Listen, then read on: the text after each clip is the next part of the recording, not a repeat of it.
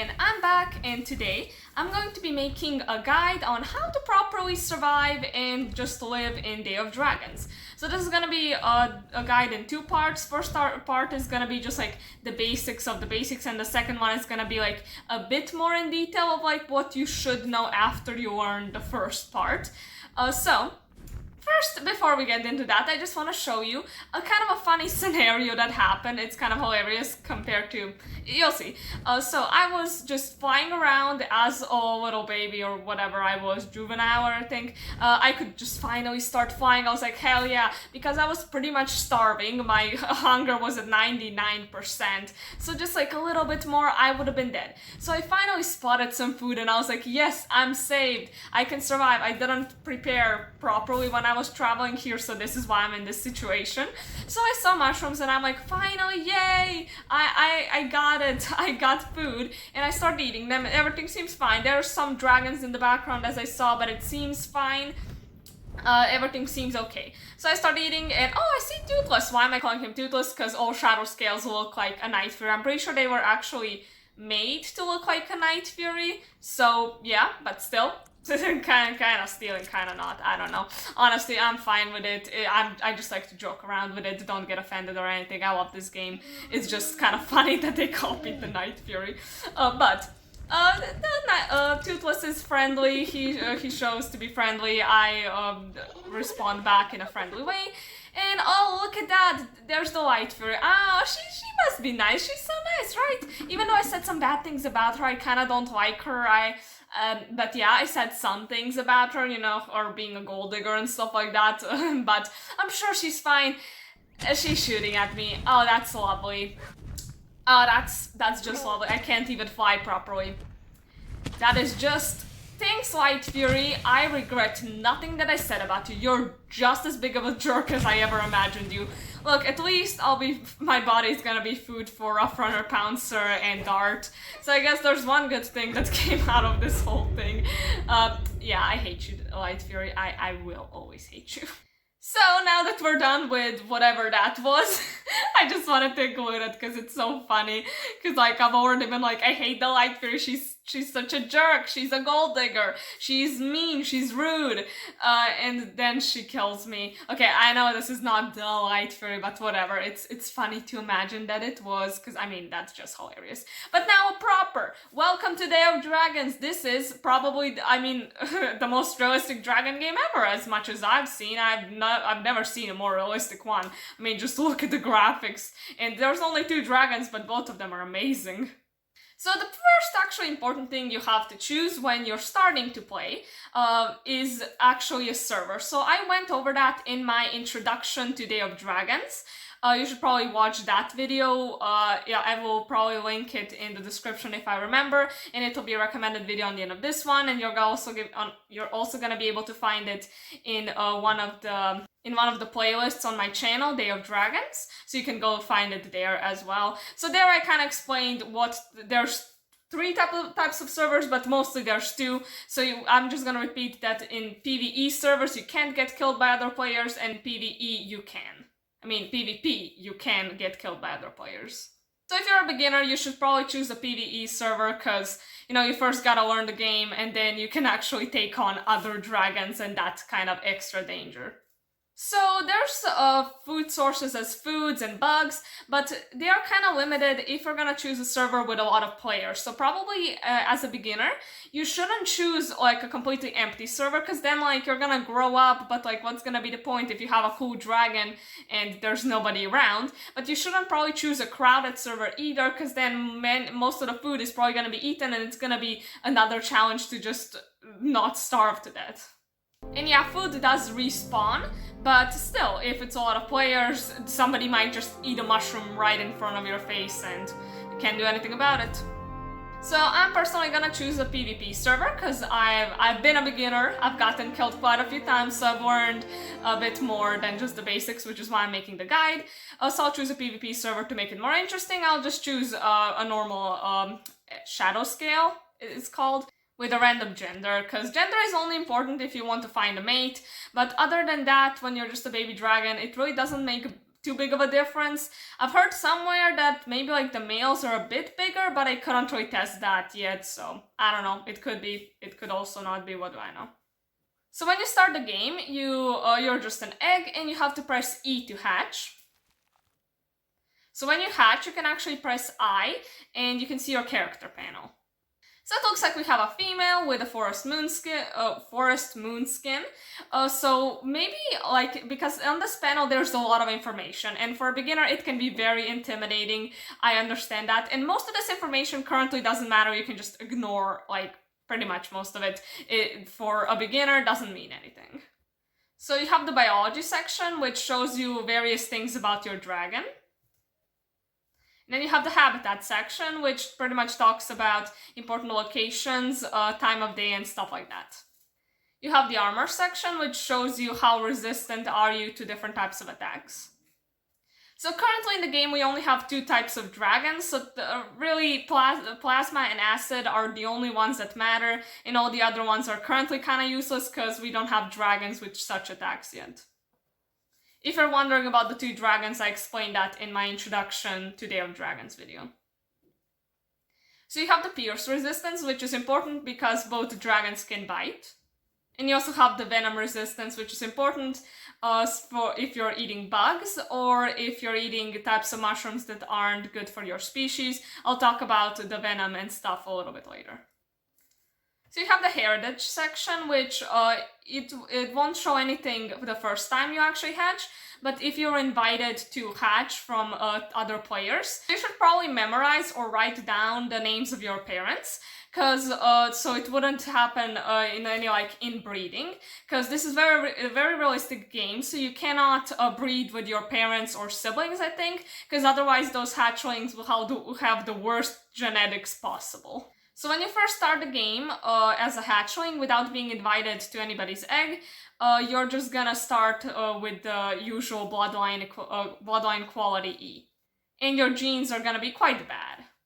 So when 2 parents with bloodline quality E mate, they're gonna actually have one step better bloodline for the hatchlings, which is D. So if 2 parents have different bloodline qualities, their children will either get the one from the father or mother or something in between. So as I said, in case of inbreeding, just like in nature, it's pretty much gonna be, you're gonna have the worst, everything is gonna be just F, bloodline quality, and all of your stats. So you have the mutation section, which pretty much every time you reach a new stage in life, you're gonna get one of the points, and then you can take it the way you want. There are 3 directions. So you have breeding, which improves various fertility factors. You have movement, which makes you more agile and faster. And then you have survival, which pretty much increases your time that you can go without food or water. So you have the most important section, which is the vitals. Most of them are self-explanatory, like health, armor, stamina, hunger, and thirst. Bile shows your ability to fire plasma or acid, depending on the dragon that you have currently. So if you currently eat a bug, you will get sick because they're all toxic. And also that will increase if you eat a mushroom that is not appropriate for your dragon. So pretty much everybody can, both dragons can eat red mushrooms, but blue mushrooms are for shadow scales and yellow ones are for acid spitters. I will talk about that more a little bit later. That is pretty much if you want to become an elder, but that currently doesn't matter. We're currently working on how to just survive to the age of an adult. Being an elder is one step up. So if you look at the top of the screen, there's actually a compass. So you will have to, that compass is gonna be very useful because you will have to use it a lot. Because especially like in the night when, especially in the middle of the night when it's just impossible to see anything without night vision. So just for your information, the alpha version of this game did not have a compass. So you pretty much had to look at the position of the sun, which was quite a problem if it was like foggy or something like that. When it was cloudy, not foggy. So the progress of your current stage is going to be shown by a little orange line on the bottom of your screen. So now that we have that out of the way, we're going to move on to searching for food and water, which is probably the most essential part when you hatch. So there's many locations that you can hatch at, but at every one there should be food and water close enough so you won't starve or die out of thirst. But unfortunately, many times it's not easy to find. So the first thing you should probably do when you hatch is mark your location by pressing M. So now if we open the character panel and look at the habitat section, we will see a waypoint that is now showing like a very similar number as the location that you chose or the same number. Also, and more importantly, it will show an orange color that will show you pretty much the waypoint. So anywhere you turn, you're gonna be able to like see that on that like compass thing.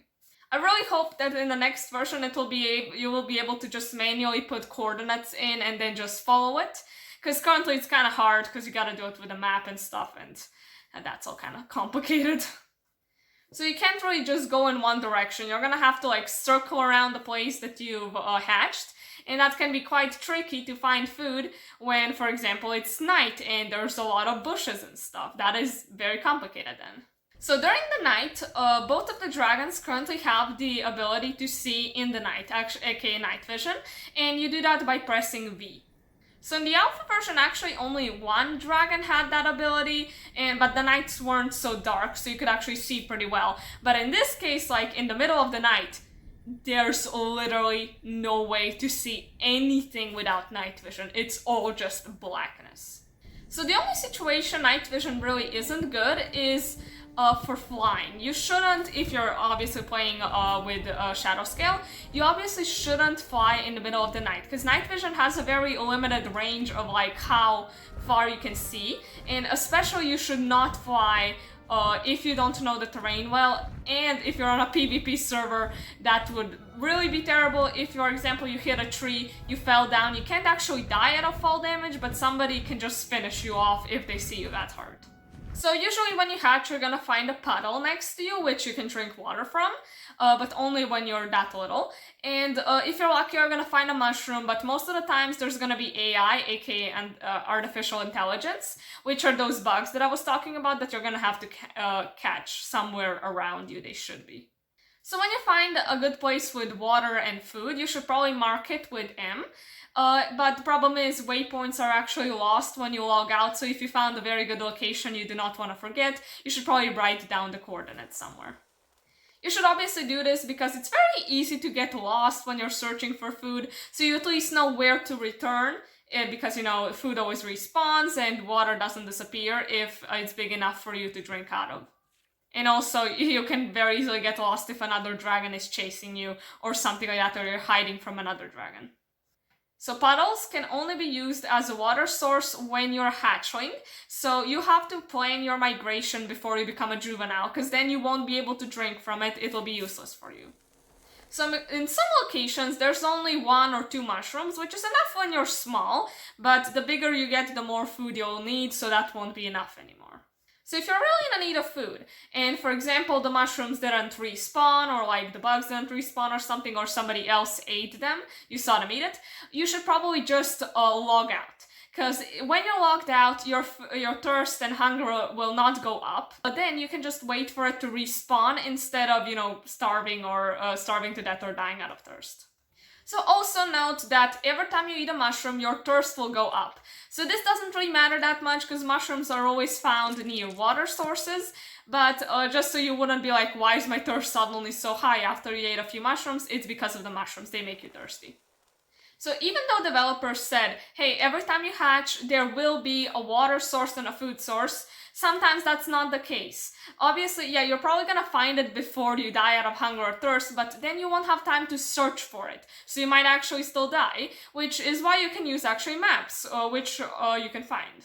So if I remember, I hope I will link in the description the maps that I've been using. So now we're gonna talk about hunting bugs, which is one of the food sources. So bugs always spawn after some time, but only if the previous ones were eaten. It could happen that somebody chased them away either by accident or on purpose, and then they won't respawn because they're just somewhere further away and it's harder to find them. So it's not the most reliable food source. And bugs now, that was actually added a little bit later, you can realize where they are because every time there's an anthill, it kind of looks like an anthill, and around that anthill the bugs will spawn. So hunting bugs can be very annoying and infuriating. It's quite hard, especially when you're small, and it's hard even for an adult. And hatchlings will need to use their special abilities to hunt them. So if you're a shadow scale as a hatchling, you have to use invisibility by pressing Q. You just need to make sure that you use it in the last second, because invisibility uses a lot of your stamina up. Then you need to start running by pressing the shift button together with the W button. You first press the W button you can walk then, W is for walking, and then shift is if you want to start running. So you can't run for a long time while you're being invisible. Because, it uses up your stamina fast, so after 2 or 3 tries, you're gonna have to rest and go again. So it's very, very important that you keep an eye on the bug that you're hunting, because it takes quite a few bites, 3 or even 4 times to actually kill a bug, and if you accidentally get it confused with another bug, it's just gonna take you even longer, and it's just gonna be very complicated, and that can make a difference between living or dying. And as you see, catching bugs is very hard, and in some cases it's gonna be unsuccessful. So don't get too angry when you don't manage to catch it. It's not the biggest deal, it happens to everybody.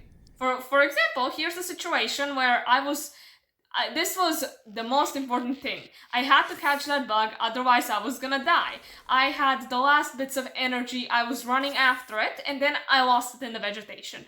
Then I died, obviously, and after that I even went back in the recording a few times. I couldn't figure out what happened, where did it go, how did it escape, but as I said, it can make a difference between living or dying.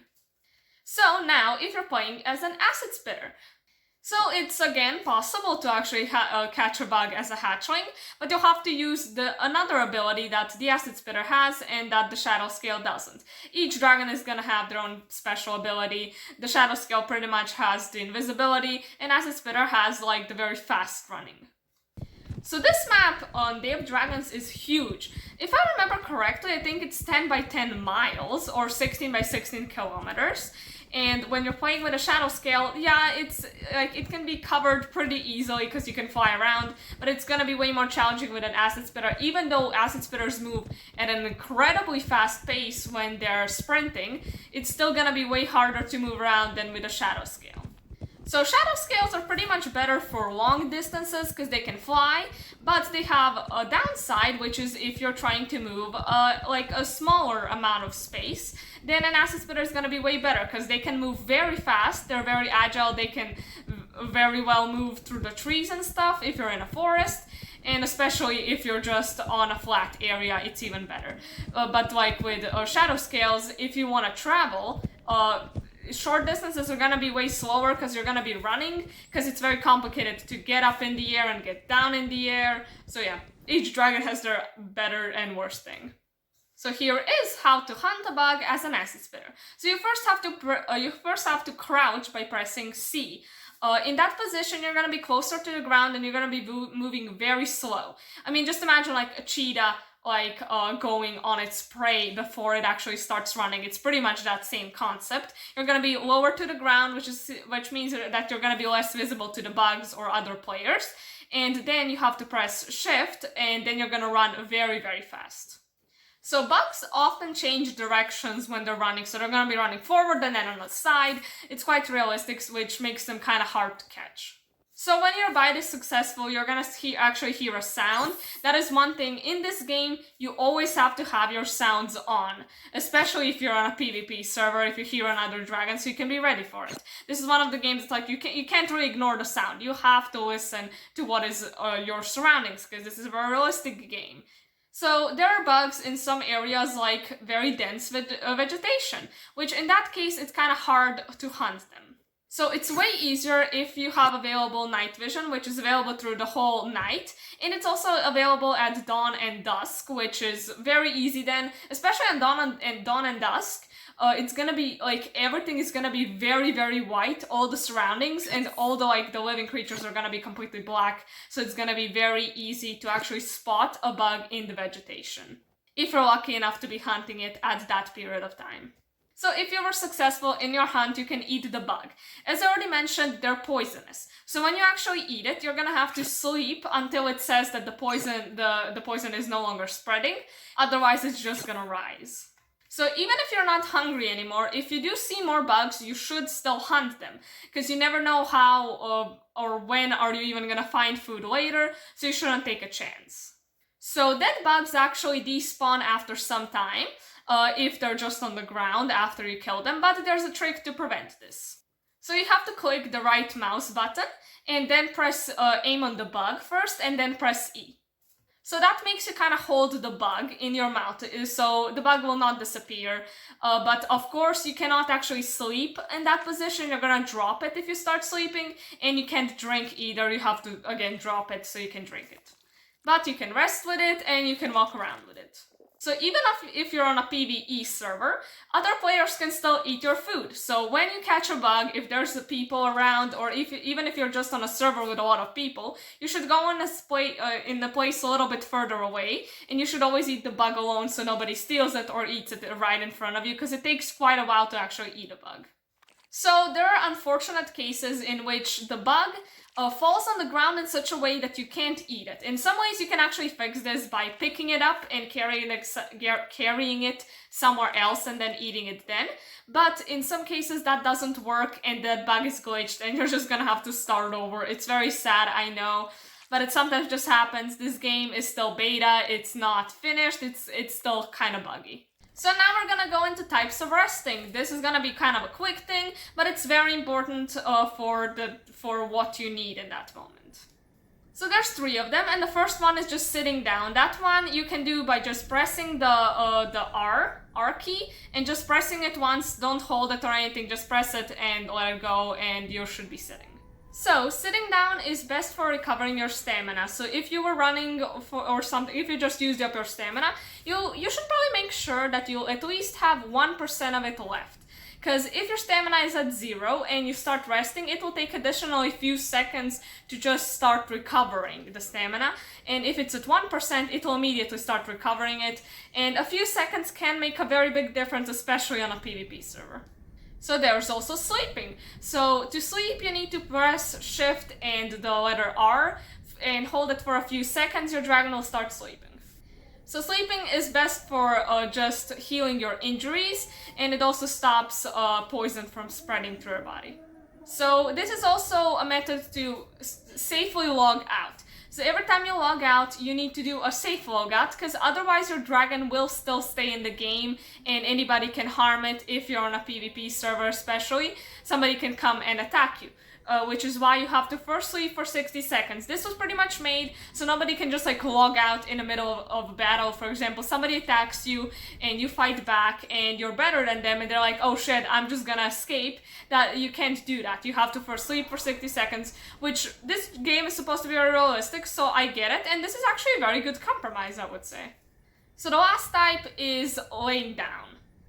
So this is done if you hold and press R. So this pretty much recovers your stamina and your health equally. It is kind of a compromise between those two. And also females have to lay down on the eggs like that after mating. So now we're going to be talking about how to hide from other players, which is a very key thing if you're on a PvP server. And even if you're on a PvE server, for example, if you're hiding food and you really need to eat it and you want to hide from somebody so they can't steal it. So as I already said, if you're playing on a crowded server, it's gonna be a challenge to find food, because bugs and mushrooms do respawn, but it takes time for them to respawn, and if there's a lot of people, they can just eat it in front of you, and they can also eat you if you're on a PvP server. So if you're hatchling, you should try to remain hidden as much as possible, especially when you're eating and drinking, which many times isn't actually possible. So it's very good to hide in vegetation, bushes, grass, like under a tree, in a hole behind a stone or something like that, anything to stay hidden. And also always try to stay in the shadows, because that makes you less visible. Also in this game, it is not possible to turn off shadows, because some people are using that as an advantage to pretty much see other people that were hiding, so that is not possible in this game. And unfortunately, if your computer or whatever you're playing on isn't powerful enough, it's not actually gonna be, like, the shadows are gonna look like huge blocks it's gonna like huge weird squares, but unfortunately you're just gonna have to deal with it. There's really no other way around it. You can't turn it off. So if you're a hatchling, you should probably spend a lot of your time sleeping. So if on a PvP server somebody comes up to you and wants to harm you, or even just comes up to you and you're just not sure what they want, you can safe log out immediately because the 60-second rule will already be done like a long time ago. So you should also make sure not to log out directly or very close to food and water sources. Because in that case, when you log back in, you can actually like maybe find yourself in the middle of an unfriendly group or even just an individual. It can still put you in a lot of danger. So you should always go further away from food sources and water sources.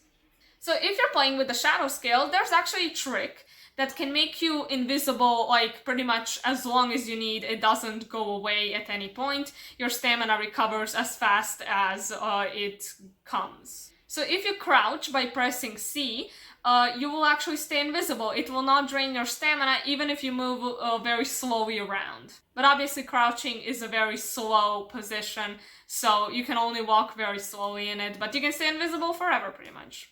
So you should probably use invisibility every time you're leaving your hiding spot. For example, if you're lucky enough to spawn near a river with like mushrooms and stuff, when there's plenty of them, you should always eat and drink while you're invisible, because that pretty much allows you to stay very, very hidden and very, very safe. Just remember that invisibility isn't 100% perfect. It's not 100% transparent. People can still see you if they come close enough to you, because there's still an outline around you. And yeah, if you see other people approaching, you should probably just run away and hide. But if somebody's like passing by, they're not looking for you, then they're probably not gonna see you if they're not too close. Anyways, that is it for this part of the guide. I will be making a second part, which will include some other things that are also necessary for survival, but there are just too many things to put it all in one video. So if I've already made that video, it'll be a link in the description and as a recommended video on the end of this one. Otherwise, you're just gonna have to wait for it if you're seeing it right when I'm posting it. And yeah, that will be pretty much it. I hope you enjoyed this video, and bye!